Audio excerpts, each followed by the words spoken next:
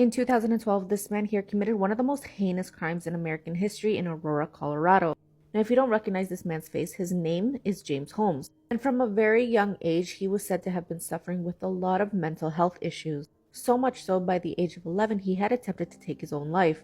And according to a social worker that he was seeing when he was younger, he was apparently obsessed with unaliving people for well over 10 years. So on July 20th, 2012, James was living in Aurora, Colorado, where he had also been going to school.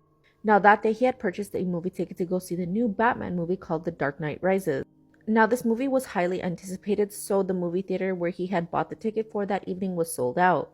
So James walks into the movie theater with everyone else. Everyone is in their seats. Everyone's getting comfortable as the movie begins. At one point, he gets up and exits the movie theater, but before he did that, he managed to prop open one of the emergency exit doors. About 30 minutes later, James then re-enters the same movie theater through that emergency exit door. Except this time he was wearing a completely different outfit, which included a gas mask, a helmet, a bulletproof vest, gloves, and leggings. Now, at first, people thought that this was just part of the movie, like some sort of stunt going on.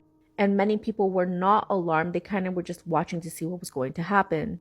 James then walks to the front of the movie theater in front of the screen and unloads multiple gas bombs. He then proceeds to unload 4 weapons full of ammunition into the crowd, and many people who were there said that he never stopped to reload. And by the time he was finished, he had managed to injure 70 people and had taken the lives of 12 others, including a 6-year-old girl. Eventually, the noise from all of the machines quieted down, and everyone thought it was now safe to get up. But little did these people know that James was now actually just outside the movie theater, waiting for these people to run out, trying to escape as he proceeded to shoot them. Authorities did arrive to the scene fairly quickly. It was apparently within minutes, and that's where they found James hiding in his car.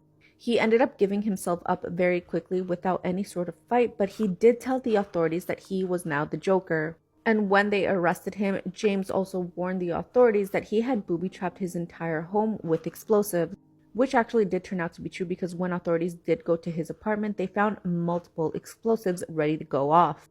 Once he was arrested, he was given a slew of different charges, including 24 counts of first-degree murder. And during his court appearances, it was very obvious to everyone that he just seemed to be completely out of it. He seemed very dazed, like he was just not all there. And this is something that his defense team tried to use, saying that he was mentally unstable. And at the end of the trial, he was found guilty of taking the lives of all these people, and he was sentenced to life in prison. The only reason he escaped the death penalty was because all of the jurors could not fully agree on that sentence. And to this day, he has never given a clear motive as to why he did this to a bunch of innocent people.